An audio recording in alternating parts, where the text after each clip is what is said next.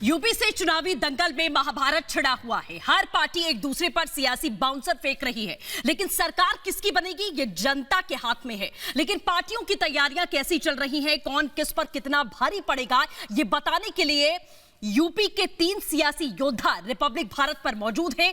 आक्रमण की शुरुआत सबसे पहले योगी आदित्यनाथ से करते हैं।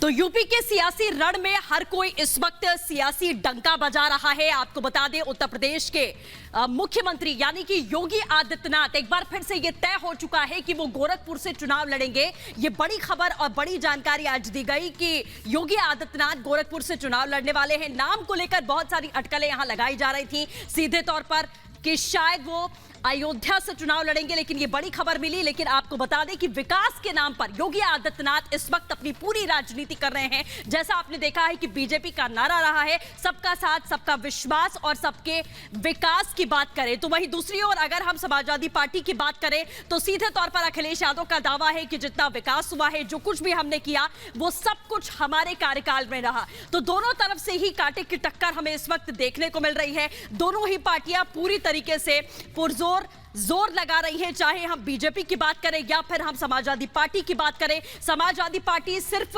लगातार आरोप लगाती रही है, लगातार आरोप इस बात को लेकर लगाती रही है कि जो विकास के कार्य उन्होंने किए हैं उसका फीता बीजेपी ने काटा। उत्तर प्रदेश के मुख्यमंत्री जिनको प्रधानमंत्री कर्मयोगी योगी आदित्यनाथ इस समय हमारे साथ हैं। बाबा, बहुत बहुत स्वागत है आपका। धन्यवाद जी। एयरपोर्ट बनता है, उस पे बीजेपी का प्लेन उतरना है, ऐसा मुझे जानकारी नहीं थी कि अगर बीजेपी का उतरना है, एसपी का उतरना है, बीएसपी का, आम आदमी का। आपने पूर्वांचल एक्सप्रेसवे किया। ये मैं सबसे पूछता हूँ बाबा कि किसने उसमें शिलान्यास में किसका नाम लिखा है, कौन फीता काट रहा है?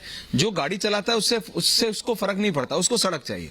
अगर मैं लखनऊ से बलरामपुर आया तो मुझे नहीं फर्क पड़ता कि ये आपके मुख्यमंत्री बनने के बाद बनी या पहले बनी, मैं चल रहा हूँ, सड़क बनी है। मैं इसका धन्यवाद जरूर दूंगा कि भाई जिसने भी बनाया है अच्छा है, लेकिन उसका विरोध करना, विकास का विरोध कैसे हो सकता है 2021 में? देखिए, मैंने कहा ना, विकास की उनकी कोई सोच ही नहीं थी।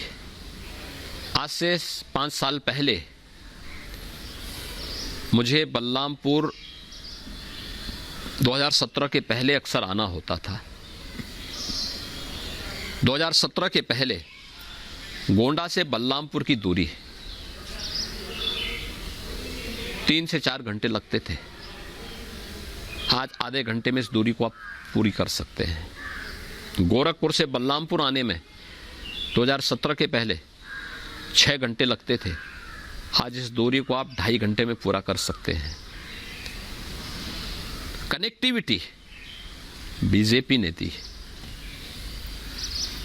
बीजेपी शासित राज्यों ने तेजी के साथ केंद्र सरकार की योजनाओं को लागू किया और अपने स्तर पर प्रयास किए, वहां पर बेहतर परिणाम आए। दुर्भाग्य रहा कि समाजवादी पार्टी ने केंद्र सरकार की योजनाओं को 14 से 17 तक लागू ही नहीं होने दिया।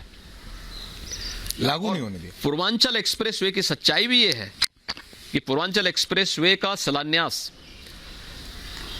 कैसे धोखे में देकर के शिलान्यास करके कैसे बंदरबांट करते हैं। मतलब 2016 दिसंबर में पूर्वांचल एक्सप्रेसवे का शिलान्यास तत्कालीन मुख्यमंत्री से अखिलेश यादव जी ने कर दिया था। जब मार्च 2017 में भारतीय जनता पार्टी की सरकार आई और मई 2017 में मैं इन सब की समीक्षा कर रहा था कि आखिर क्या प्रोग्रेस है जी, तो मुझे बताया गया 0। मैंने कहा अभी 6 महीने के बाद 0 क्यों, प्रोग्रेस 0 क्यों है 6 महीने के बाद? तो उन्होंने कहा साहब कार्य हो कहाँ, लैंड ही नहीं है, बिना लैंड के शिलान्यास किए जा रहे हैं। आप कह रहे हैं कि पूरा, मैंने कहा इसमें मुख्यमंत्री ने, अखिलेश यादव ने बिना जमीन के शिलान्यास कर दिया, शिलान्यास किया था। शिलान्यास करने के बाद जब बात सामने आई, मैंने कहा भी फिर इसके तो टेंडर भी अवार्ड हुए हैं, टेंडर कैसे चले? तो मैंने पूरे उसके रिजल्ट देखे जी। आश्चर्य करेंगे कि 341 किलोमीटर लंबा यह मार्ग है, 110 मीटर चौड़ा एक्सप्रेसवे 15,200 करोड़ रुपए की लागत से उन्होंने उस समय इसको अवार्ड किया था और उसके टेंडर जारी हुए थे, सभी कुछ उनके हुए थे, लेकिन लैंड ही नहीं थी। हमने उसको कैंसिल किया मई 2017 में, लैंड खरीदने की कार्रवाई हुई। जब जून 2018 में हम लोगों ने इस पूरी जमीन खरीद ली जी, और 90% से अधिक लैंड हम लोग जब ले लिए, तब जुलाई 2018 में प्रधानमंत्री मोदी जी से हम लोगों ने आजमगढ़ में पूर्वांचल एक्सप्रेसवे का शिलान्यास करवाया था।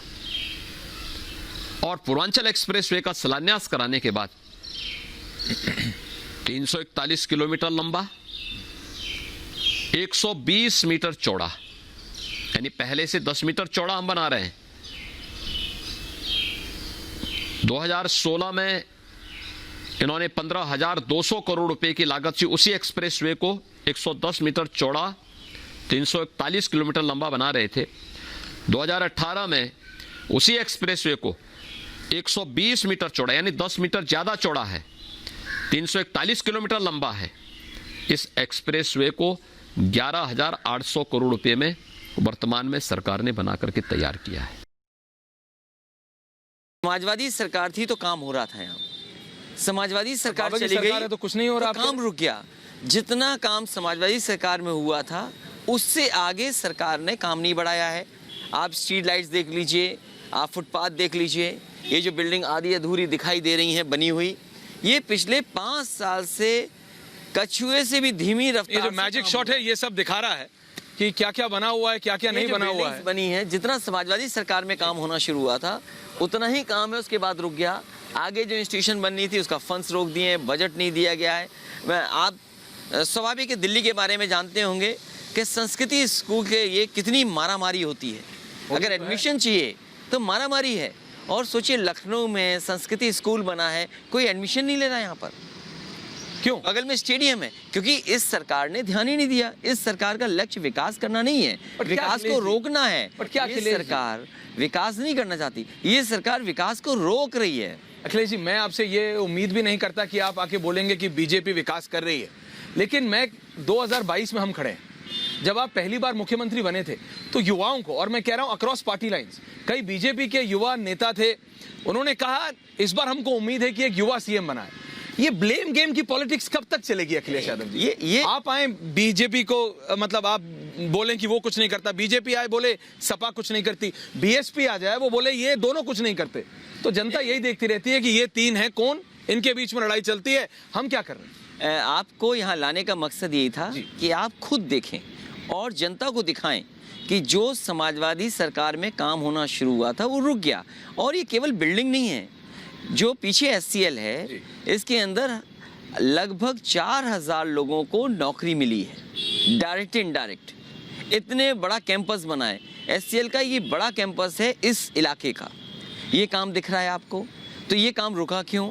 यहाँ जो फुटपाथ बने थे वो रुक क्यों गए बनना? ये जो स्ट्रीट लाइट्स बनी थी ये क्यों रुक गई? ये जो बिल्डिंगें बन रही हैं वो क्यों रुक गई?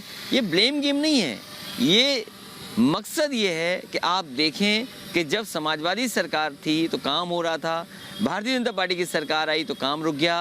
कहने को तो ये डबल इंजन की सरकार है, लेकिन दोनों सरकारें, दोनों जगह के लोग एक दूसरे के इंजन के पहिए खोल रहे हैं। इंजन के पहिए खोल रहे हैं, जो डबल इंजन की सरकार है, लेकिन जो काम करने का तरीका है, दोबारा अभी जब जो काम करने का तरीका है वो ये लग रहा है कि एक दूसरे के पहिए खोल रहे हैं दोनों। अखिलेश जी, ये जो डबल इंजन वाला है ना, इस पे मैं आऊंगा, आज आपका थोड़ा लंबे समय लेने वाला हूं, बहुत साल बाद आप मिले हैं, लेकिन मेरा ये सवाल है, व्हाट्स योर पॉलिटिक्स? आपकी राजनीति क्या है? अगर मैं ब्लैंक स्लेट से शुरू करूं, अखिलेश यादव की राजनीति है क्या? समाजवादी पार्टी की प्रोग्रेसिव पॉलिटिक्स है, समाजवादी पार्टी की पॉजिटिव पॉलिटिक्स है, भारतीय जनता पार्टी की नेगेटिव पॉलिटिक्स है, भारतीय जनता पार्टी की नफरत की पॉलिटिक्स है, लोगों को बांटने की पॉलिटिक्स है। कम से कम ये सरकार बताए कि हाँ हमने समाजवादियों से अच्छे काम ये करके दिखाए हैं। अगर उनके पास कोई एग्जाम्पल हो तो बताएं। जो पूर्वांचल का एक्सप्रेस वे वो भी समाजवादी पूर्वांचल एक्सप्रेस वे था, सरकार ने केवल समाजवादी शब्द हटाया, पूरा डिजाइन अलाइनमेंट, लेकिन लैंड भी एक्वायर नहीं हुआ लैंड था ऐसी चीज़ से। देखिए, फिर मैं कह रहा हूं, आप फिर एक निष्पक्ष पत्रकार होकर के आपको जानकारी करनी चाहिए इसलिए आपसे कि कह रहा लैंड हूं कि- एक्विजिशन कितनी हुई थी। लैंड एक्विजिशन अगर मैं नहीं कर पाता, टेंडर कोई तभी कर सकता है जब उसने 70% के आसपास जमीन ले ली हो या किसानों से करार कर लिया हो। अखिलेश जी, आपका मैं वो तो मैं हाँ। यहाँ पे जितने भी लोग हैं जो मतलब इकट्ठा हुए हैं, अभी आप हमारी बस में चलेंगे, लखनऊ देखेंगे, उन लोगों को ये मतलब होता है कि मैं आपसे सच में पूछ रहा हूँ, जो सड़क बनी है उनको ये होता है कि सड़क होनी चाहिए। किसने फाइल साइन करी, किसने फीता काटा, किसका वो काला ग्रेनाइट का पत्थर लगा, उस सबसे मतलब होता है। उनको सड़क चाहिए, उनको चाहिए कि उनके गांव तक सड़क हो। अगर उनको सड़क चाहिए तो मैं आपसे कहता हूं, मैं आपसे जानना चाहता हूं, बीजेपी बताए उत्तर प्रदेश में समाजवादियों से अच्छी सड़क कौन सी बनाई उन्होंने? समाजवादी सरकार से अच्छी सड़क कौन सी बनाई, वो एक एग्जांपल क्रिएट करें।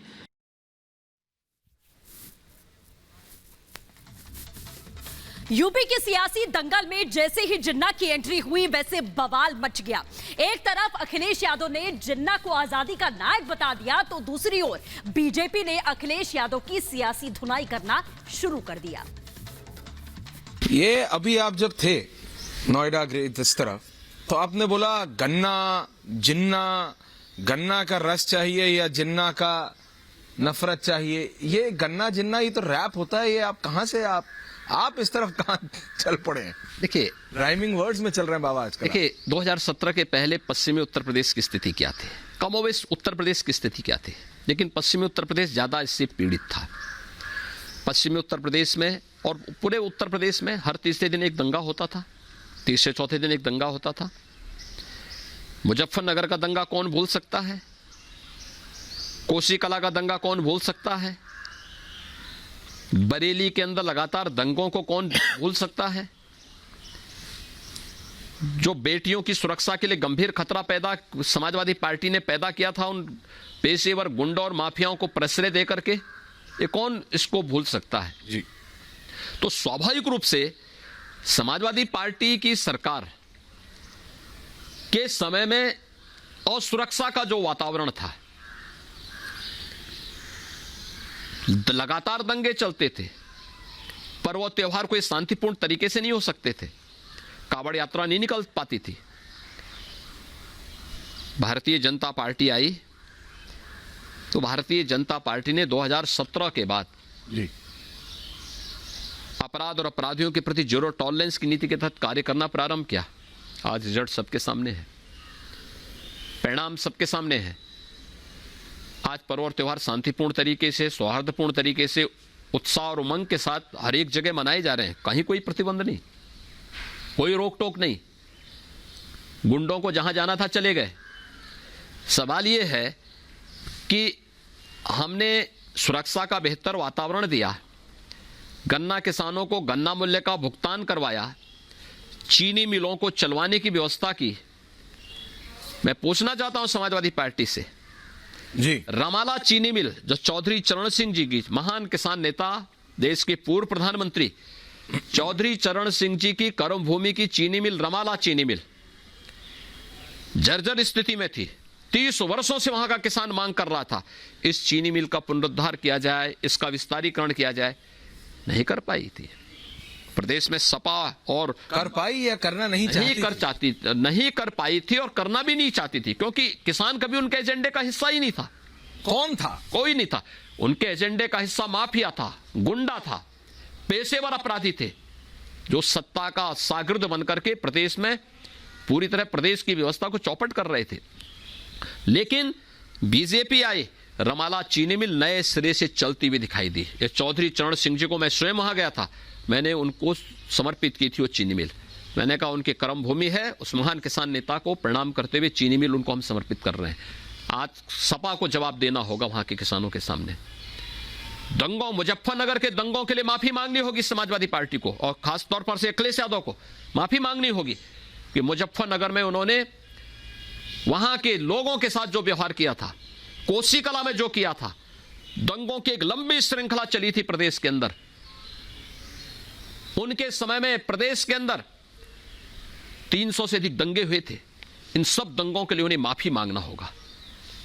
और मुझे लगता है एक तरफ दंगों के लिए जिम्मेदार जिन्ना के वो अनुयायी जो सत्ता के शागिर्द बनकर के हर प्रकार की अराजकता को प्रदेश के अंदर बढ़ाते थे, सुरक्षा पर गंभीर संकट खड़ा करते थे, बेटियां स्कूल नहीं जा पाती थी, और दूसरी तरफ भारतीय जनता पार्टी की सरकार सुरक्षा का बेहतर वातावरण देने और गन्ने की मिठास को एक नई उड़ान के साथ आगे बढ़ाने का कार्यक्रम। तो इसलिए गन्ना और जिन्ना की लड़ाई तो पश्चिम में होगी। तो जिन्ना पर दिए गए अपने बयान के बाद में अखिलेश यादव ने रिपब्लिक भारत से बातचीत करते वक्त क्या सफाई दी है, वो भी आप सुनिए। आप जैसा नेता जो कि मॉडर्न है, टेक्नोलॉजी जानता है, जनता से भी बात करता है, गांव में भी जाता है तो विदेश में भी जाता है, जिन्ना का नाम अखिलेश यादव महात्मा गांधी के साथ कैसे ले सकते हैं? नहीं, और फिर उसको डिफेंड नहीं, सवाल पहले। ठीक है आप साथ में लेते हैं, ठीक है, फिर उसको डिफेंड करते हैं। हाँ। कैसे? कई बार क्या होता है, मतलब स्लिप ऑफ द टंग। हम लोग तो रोज रिपोर्टिंग करते हैं, कई बार कुछ गलत निकल जाता है तो कहते हैं bag your pardon, sorry sir, माफी।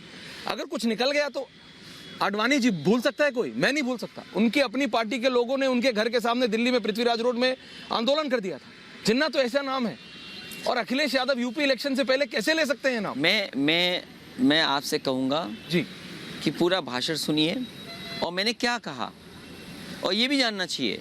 मैंने कहा इतने बड़े नेता सभी एक ही इंस्टीट्यूशन से पढ़े, और मेरे कहने का मकसद ये था कि एक ही इंस्टीट्यूशन से पढ़ने वालों के रास्ते कैसे अलग अलग हैं।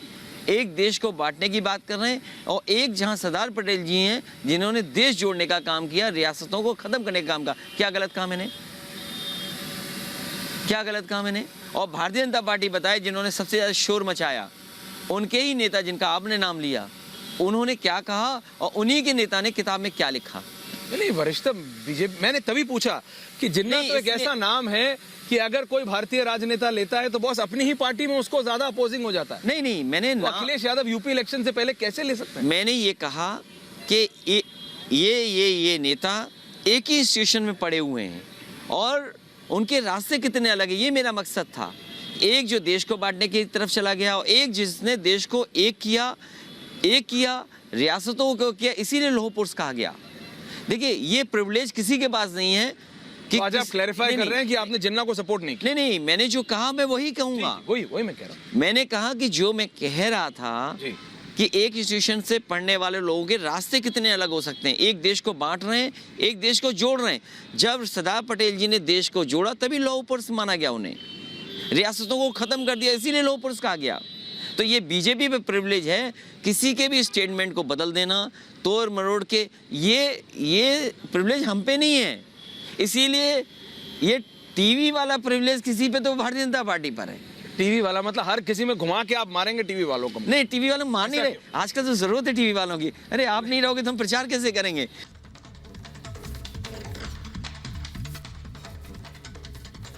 यूपी में जीत का डंका कौन बजाएगा, यह सबसे बड़ा सवाल है, और जिसकी चाबी सिर्फ और सिर्फ जनता के पास में है। लेकिन एक तरफ भारतीय जनता पार्टी और दूसरी ओर समाजवादी पार्टी, दोनों ही सरकार बनाने का दम भर रही हैं।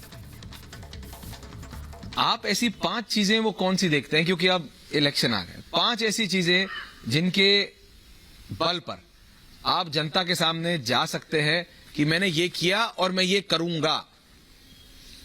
देखिए, आपने गिनाया सारा, लेकिन वो कौन से 5 बड़े? देखिए, हमने प्रदेश के सामने पहचान का जो संकट था उससे उसको उभारा है।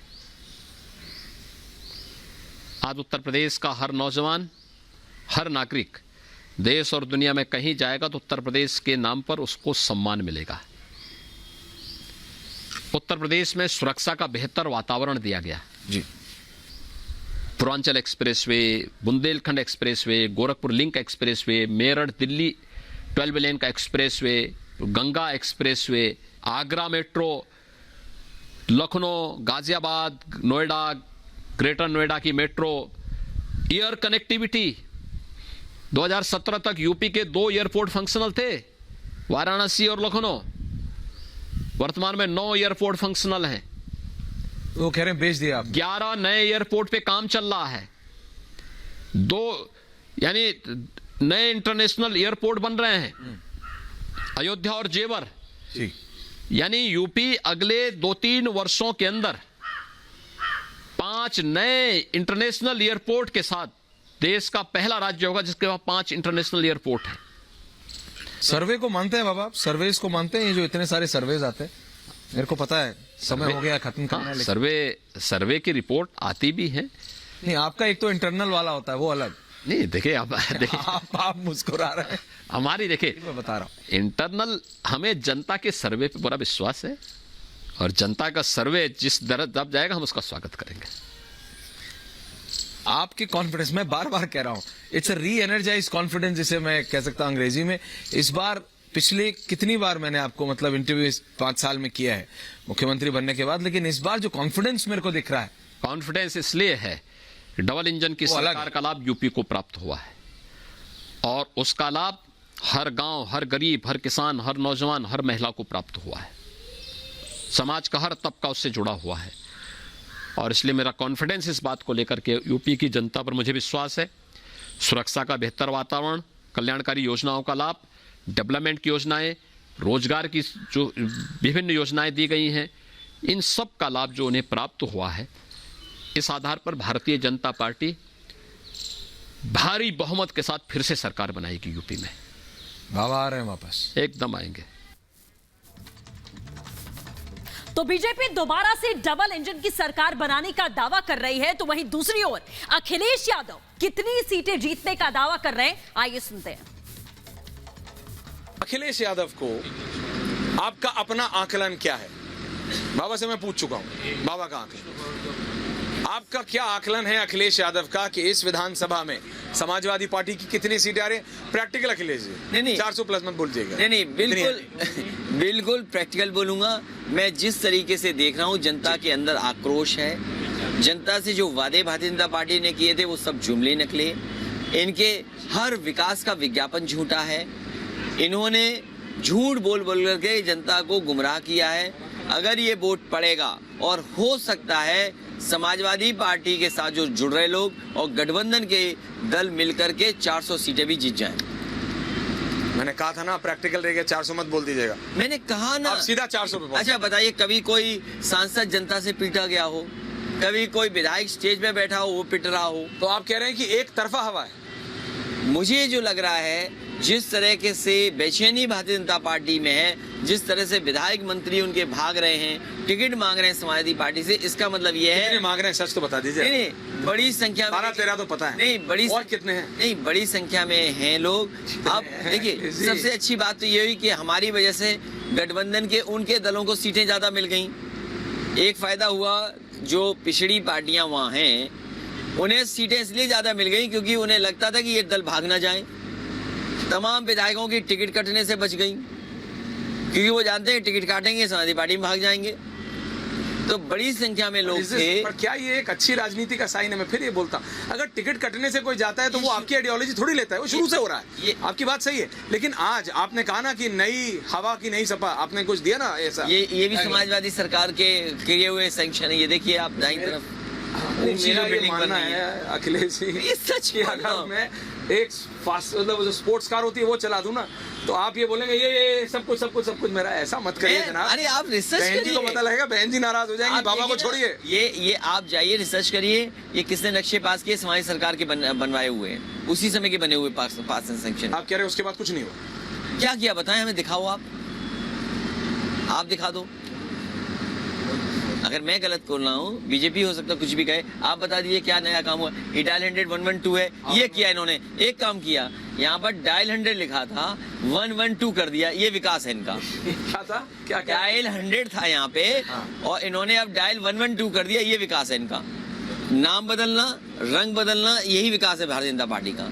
हमें बताइए कौन सी नई बिल्डिंग बनाई है भारतीय जनता पार्टी ने? जिस स्ट्रेस से हम लोग आए और चल करके पहुंचे यहाँ तक, एक बिल्डिंग बताओ जो भारतीय जनता पार्टी ने अपने लिए बनाई हो, उसकी सरकार बनी हो। बिल्डिंग बनाना विकास है और मतलब नहीं, देश की। मैं आपसे पूछ रहा हूं, पार्ट है ना भाई। आप हॉस्पिटल बनाएंगे, कैंसर इंस्टीट्यूट बनी है। आप इंस्टीट्यूशन बनाओगे नौकरी रोजगार के लिए, SCL बनाए, 4000 से ऊपर लोग नौकरी रोजगार पा रहे हैं। मॉल बनवाया, वहाँ पे इतने लोगों ने इन्वेस्ट किया, नए शॉप्स खुली और न जाने कितनों को नौकरी रोजगार मिला। स्पोर्ट्स स्टेडियम बना है, यहाँ पे IPL होगा, T20 हो चुका है। डायल 100 बना है, पूरे उत्तर प्रदेश का रिस्पॉन्स सिस्टम है। जी, पर क्या आपको ये लगता है अखिलेश जी की ओला आ रहा हूँ मैं बस समाप्त कर रहे हैं अखिलेश जी आखिरी कि ये लगता है आपको कि आप 400 सच में 400 नहीं 300 तक टच, क्योंकि सर्वेस तो 100 120 के आगे, किरणमोई जी भी देख रहे हैं, चौधरी साहब भी, देखिए सारे सर्वे पे आपकी नजर तो रहती है, इतना मुझे मालूम है। क्योंकि अब सर्वे जो लोग कर रहे हैं कभी कभी भरोसा नहीं होता है। बीजेपी वाले तो कह रहे हैं सारे सर्वे आप करवा रहे हो। अरे एक पैसा नहीं हमारे पास जो सर्वे करा लें। वो तो कह रहे हैं एक छत से 250 करोड़ निकल आया सभा का, आप कह रहे हो पैसे नहीं है। उससे ज्यादा झूठ बोलने वाला कोई हो, भारतीय जनता पार्टी से ज्यादा कौन झूठ बोलेगा। वो पैसे हमारे नहीं हैं, वो सब भारतीय जनता पार्टी के पैसे हैं। अखिलेश यादव गठबंधन के सहारे बीजेपी को चुनौती देने की बात कर रहे हैं, लगातार सरकार बनाने का दावा कर रहे हैं। समाजवादी पार्टी छोटे छोटे दलों को इकट्ठा करके बीजेपी को चुनौती दे रही है, लेकिन आखिरकार भारतीय जनता पार्टी के पास में ऐसा कौन सा तीर है जिससे वो निशाना लगाने के लिए तैयार है। आइए सुनते हैं योगी आदित्यनाथ से। वो तो किसी की 1% वोट है, किसी की 2 सीट है, किसी की 1 भी नहीं है, वो तो सब इकट्ठा हो रहे हैं, झुंड बना रहा है। देखिए, गठबंधन पहली बार नहीं हो रहा है। 2017 में भी गठबंधन हुआ था, 2 लड़कों की जोड़ी उस समय आई थी। आप सुबह मजाक के मूड में हैं। नहीं, ये सच्चाई है जी। और एक महागठबंधन 19 में बना था, बुआ और बबुआ का। उत्तर प्रदेश की जनता ने इन सब की अराजकता को, इन सब के भ्रष्टाचार और बेईमानी को नजदीक से देखा है और एक सिरे से इन्हें नकारा था। इसलिए ये तो हमेशा होता रहा है कि एक जैसी विचारधारा के लोग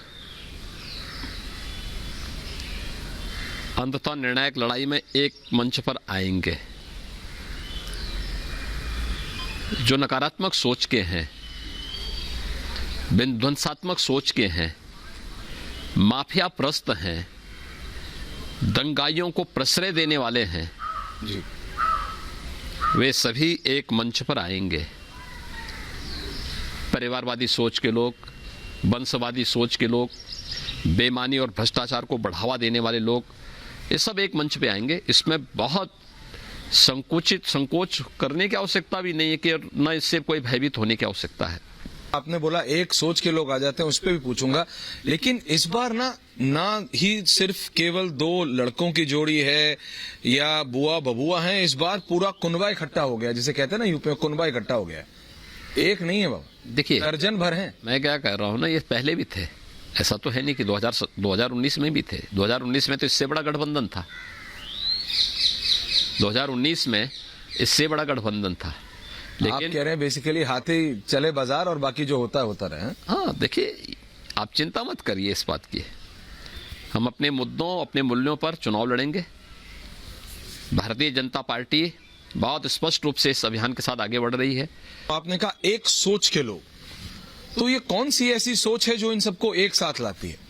जितना मुझे याद आता है, ये सब राम मंदिर का विरोध कर रहे थे, अब ये सब विकास का विरोध कर रहे हैं, चाहे वो आपके पूर्वांचल एक्सप्रेसवे की बात हो या फिर जो आपने नया एयरपोर्ट बनाया है, लेकिन मंदिर से लेके विकास तक ये तो सोच है कि इनके ये सब इसके खिलाफ थे।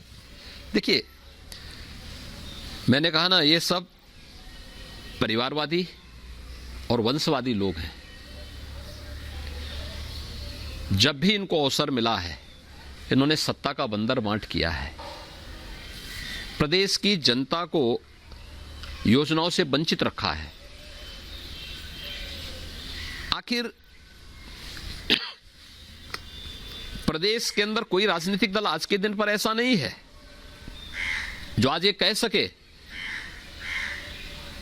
कि उसे मौका नहीं मिला। सबसे अधिक समय तक उत्तर प्रदेश में कांग्रेस को शासन करने का अवसर प्राप्त हुआ, सबसे अधिक समय तक।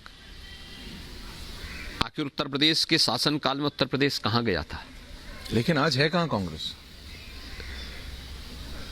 दूसरा, समाजवादी पार्टी को 4 बार उत्तर प्रदेश में मौका मिला। समाजवादी पार्टी का मतलब, आज भी एक सामान्य नागरिक से भी आप पूछेंगे समाजवादी पार्टी का मतलब, हर व्यक्ति बोलेगा समाजवादी पार्टी का मतलब दंगा, समाजवादी पार्टी का मतलब गुंडागिर्दी, समाजवादी पार्टी का मतलब भाई भतीजावाद, वंशवाद, समाजवादी पार्टी का मतलब योजनाओं में लूट खसोट, डकैती, बहन बेटियों की सुरक्षा के लिए खतरा। ये उत्तर प्रदेश के अंदर हर एक व्यक्ति इस बात को मानता है। एक सामान्य यानी गांव के बच्चों को भी, घर में परिवार के बच्चों को भी कोई पूछेगा समाजवादी पार्टी का मतलब क्या है, हर व्यक्ति बोलेगा कि समाजवादी पार्टी का मतलब। पर अगर ऐसा है बाबा, यही नहीं, मैं आपसे ऐसी स्थिति बसपा की भी है। बहुजन समाज पार्टी वो इससे अलग नहीं, उनकी सरकार आई थी, सरकार आने के बाद वही योजनाओं में बंदर बांट शुरू हो गया था, भ्रष्टाचार चरम पर पहुंच गया था, जनता की गाड़ी कमाई और गरीबों को, दलितों को मिलने वाली योजनाओं का लाभ उन्हें नहीं मिल पाता था, ये बंदर बांट होता था। तो आखिर क्या अखिलेश यादव गठबंधन के सहारे उत्तर प्रदेश का मैदान मारने के लिए तैयार है? अखिलेश का आखिरकार पूरा प्लान है क्या? अखिलेश सोच क्या रहे हैं? खुद सुनिए अखिलेश की जुबानी। एक और असलियत है इलेक्शंस की, वो है विनेबिलिटी, यानी जीतने की काबिलियत। और काबिलियत के लिए आपको नंबर्स चाहिए होते हैं सर।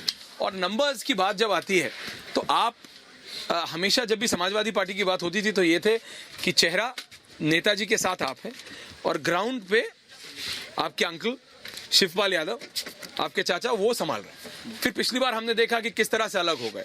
वो फुल ड्रामा एसपी ऑफिस के सामने, मुझे याद है मैं बाहर था, अंदर से वीडियो आ रही थी, हम दूसरे चैनल में थे, कवर कर रहे थे, लाइव थे, आवाजें आ रही थी, विजुअल आए, एक एक वीडियो जब अंदर से आया तो समझ नहीं आया कि हो क्या गया। बहरहाल all of that is pass, सबके घरों में होता है सर, कोई नई चीज नहीं। लेकिन अब जब आप वापस ले आए हैं, उस दिन एक फोटो आई जब आप शिवपाल जी के घर पहुंचे, तो आजकल कैमरास क्या है, बहुत अच्छे वाले हो गए हैं। तो अगर शिवपाल जी एक सीढ़ी पे खड़े हैं ना, तो उसको भी मीडिया में कई लोगों ने ऐसे दिया कि देखो अखिलेश ने अपने चाचा को बाइज्जत एक सीढ़ी ऊपर करा।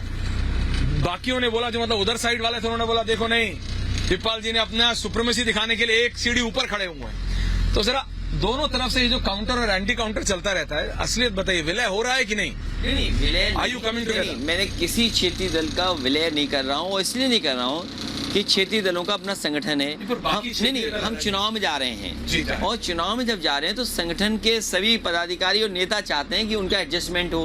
हम किस किस को एडजस्ट कर पाएंगे, इसलिए सभी क्षेत्रीय दल, छोटे दलों का संगठन हमारी मदद करेगा। इस चुनाव में सब हमारा सहयोग करेंगे और जिताएंगे, और उसके बाद विचार होगा कि कैसे क्या करना है। तो आप कह रहे हैं शिवपाल जी की पार्टी का विलय नहीं होगा? नहीं, उनकी वापस घर लाल टोपी नहीं आएगी? नहीं, वो लाल टोपी पहन सकते हैं, उसमें कोई बात नहीं कि उनके झंडे में कलर अगर है तो लाल पहन सकते हैं। मेरा पॉइंट समझ रहे हैं, मैं कह रहा हूं इसी कमिंग बैक होम। नहीं, मैं जो बात आप कह रहे हैं, हाल फिलहाल हम केवल चुनाव लड़ रहे हैं, और चुनाव के समय अभी केवल हमारा लक्ष्य ये है कि समाजवादी पार्टी ज़्यादा से ज़्यादा सीटें जीते, और कम से कम उतनी सीटें जीते जिससे कि बहुमत की सरकार बने।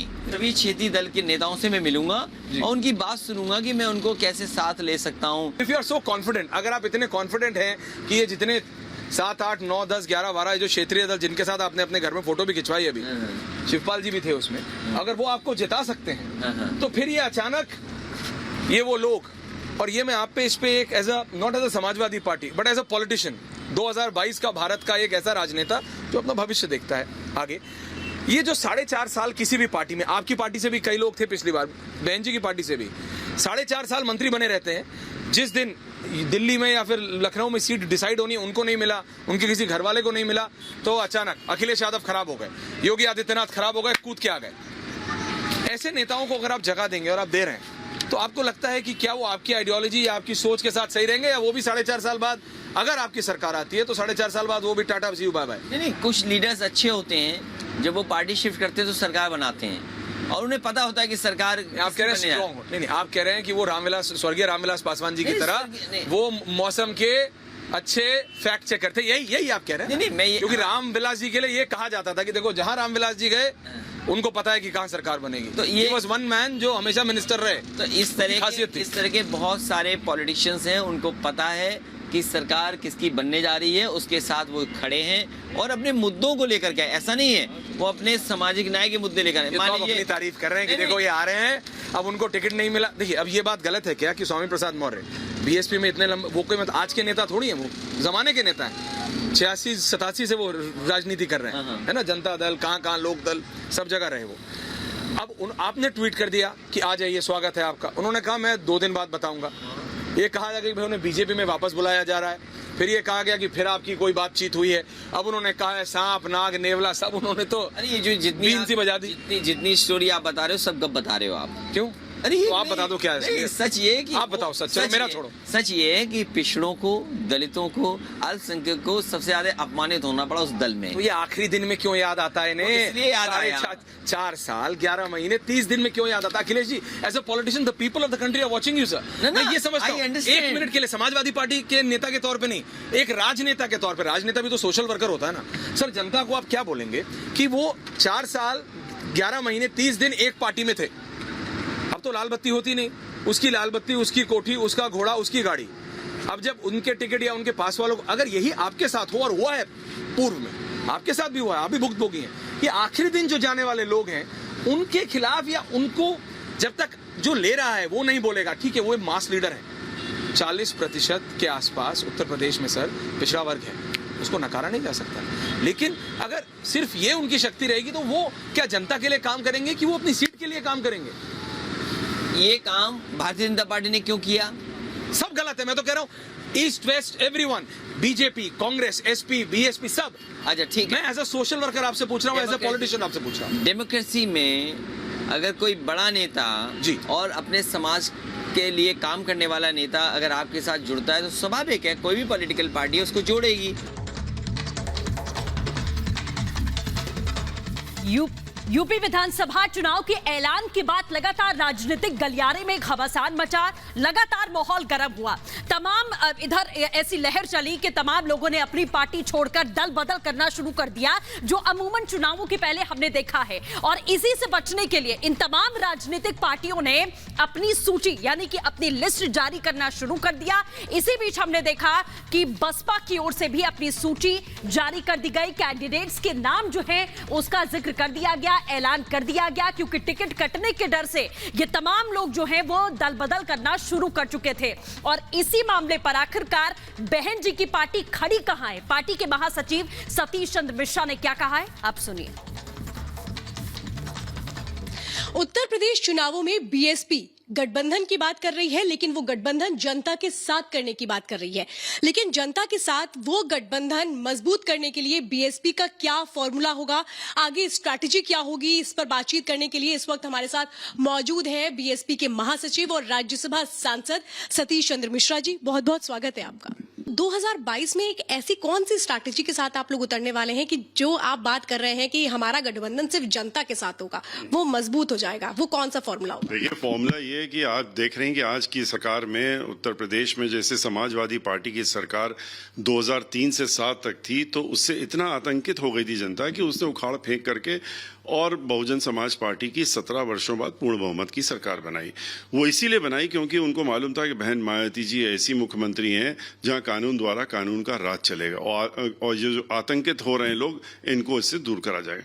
2007 और 12 के बीच में समूचा ब्राह्मण समाज बहुजन समाज पार्टी के साथ में हमारे साथ में जुड़ा हुआ था और जुड़ के आया था और उसने सरकार बनाने में पूरा योगदान दिया और इसीलिए पूर्ण बहुमत की सरकार भी बनी थी।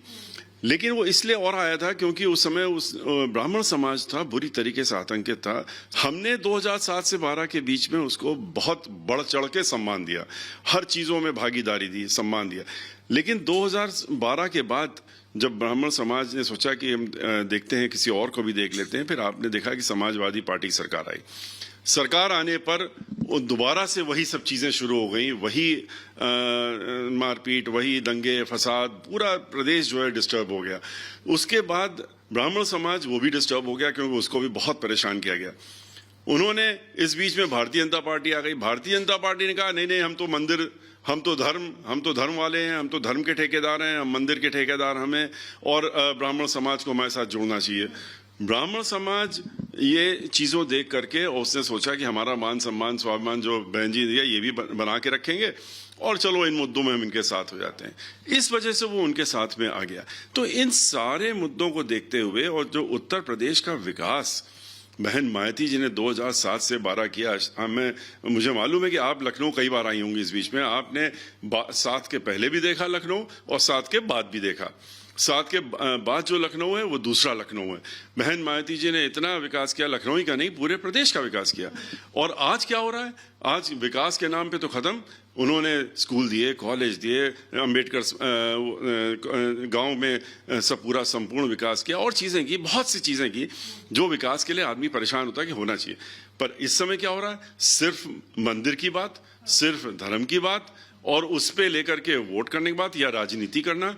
भगवान राम को राजनीति का एक अयोध्या तो आप भी गए थे, वही हम कह रहे हैं, भगवान राम को एक खाली मुद्दा बनाना कि ये राजनीति के मुद्दा है या ये वोट की चीज़ है, उनके नाम पे हम अयोध्या इसलिए गए थे कि देखने कि आपने बहुत सही कहा कि अयोध्या गए थे। अयोध्या इसलिए गए थे क्योंकि हम ये कार्यक्रम फिर से ब्राह्मण समाज के लोग जो प्रदेश के इतने परेशान उत्पीड़ित थे, उन्होंने कहा कि अब ये वक्त आ गया जब आप फिर से निकलिए और हम लोग आपके साथ में निकलते हैं। सीटें उम्मीदें कर रहे हैं आप लोग जीतने की? देखिए, हम लोग पूर्ण बहुमत की सरकार बनाएंगे। अभी भी हमने आपसे कहा 100% पूर्ण बहुमत की सरकार बनाएंगे, और 300 प्लस।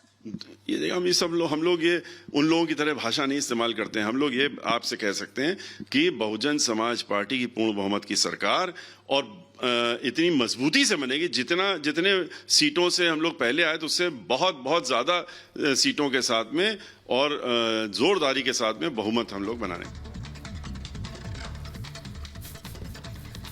तो सतीश चंद्र मिश्रा को सुना आपने, जो बहुमत की सरकार बनाने का दावा कर रहे हैं, लेकिन आखिरकार बीजेपी के पास में ऐसा कौन सा मास्टर स्ट्रोक है जिसके आधार पर वो सरकार बनाने का दावा कर रहे हैं? सुनिए योगी आदित्यनाथ से। मेरे को याद, जब स्कूल पार कर रहे थे तो उसके बाद होता है कि अब कर लो दुनिया मुट्ठी में टाइप सिचुएशन हो जाती है बाबा, कि वो 3 साल ऐसे लगता है कि 4 साल के आप सब कुछ कर सकते हो। लेकिन एक बहुत बड़ा सेक्शन है, एक बहुत बड़ा वर्ग है जिसने वो सपना टूटता हुआ देखा है अपना। उसको उम्मीद थी, कई वर्ष तक उम्मीद रही और खत्म। उसको कैसे कैटर करेंगे? उसी उम्मीद को पंख लगाने का काम हमारी सरकार ने किया है। हमने उसको अवसर दिया है। 4.5 लाख नौजवानों को नौकरी मिलना, 1 करोड़ 61 लाख नौजवानों को निजी निवेश के माध्यम से रोजगार और नौकरी के साथ जोड़ना, परंपरागत उद्यम को आगे बढ़ाने के लिए 1 डिस्ट्रिक्ट 1 प्रोडक्ट और विश्वकर्मा श्रम सम्मान जैसी योजनाओं को आगे बढ़ाने का कार्यक्रम रहा हो, और उसके माध्यम से 60 लाख लोगों को स्वतः रोजगार के साथ जोड़ने का कार्यक्रम रहा हो, उनको बैंकों के साथ जोड़ने के कार्यक्रम रहे हो। और चौथा, प्रदेश के बारे में जो परसेप्शन था 2017 के पहले, यूपी का नौजवान यूपी के बाहर कहीं जाता था तो लोग शक की निगाह से देखते थे, और अखिलेश यादव का संसदीय क्षेत्र आजमगढ़ के नौजवानों को तो किसी होटल और किसी धर्मशाला में कमरा नहीं मिलता था। आज तो ऐसा नहीं है। आज यूपी का नौजवान वह आजमगढ़ का हो या अलीगढ़ का, कहीं भी जाएगा देश और दुनिया में लोग सम्मान की दृष्टि से उसको देखते हैं। वाह, यूपी से। यूपी की पहचान अब एक नए यूपी के रूप में हो रही है, नए भारत का नया यूपी। जिस नए भारत के नए यूपी के रूप में लोग अब यूपी की पहचान मानते हैं। वाह, वही यूपी जहां पे मोदी जी ने राम जन्मभूमि पर भव्य मंदिर निर्माण का कार्यक्रम प्रारंभ कर दिया, वही मोदी जी की सरकार ने जहां पर अविरल गंगा निर्मल गंगा की सपने को साकार कर दिया, वही यूपी जिसने भव्य और दिव्य कुंभ का एक नया नजारा प्रस्तुत किया, वही यूपी जिसमें बाबा विश्वनाथ का धाम एक नए कलेवर के रूप में दुनिया के सामने आ रहा है। ये वही यूपी है जहां पे अयोध्या की दीपोत्सव का कार्यक्रम, बरसाना का रंगोत्सव का कार्यक्रम और काशी का देव दीपावली का कार्यक्रम देश और दुनिया को अपनी ओर आकर्षित करता है। अब यूपी की पहचान इस रूप में है। 2017 के पहले पहचान का संकट था उसी युवा के सामने। आज उस युवा को एक बेहतर वातावरण हमने प्रदेश के अंदर दिया है और उस बेहतर वातावरण का लाभ बीजेपी को जरूर प्राप्त होगा।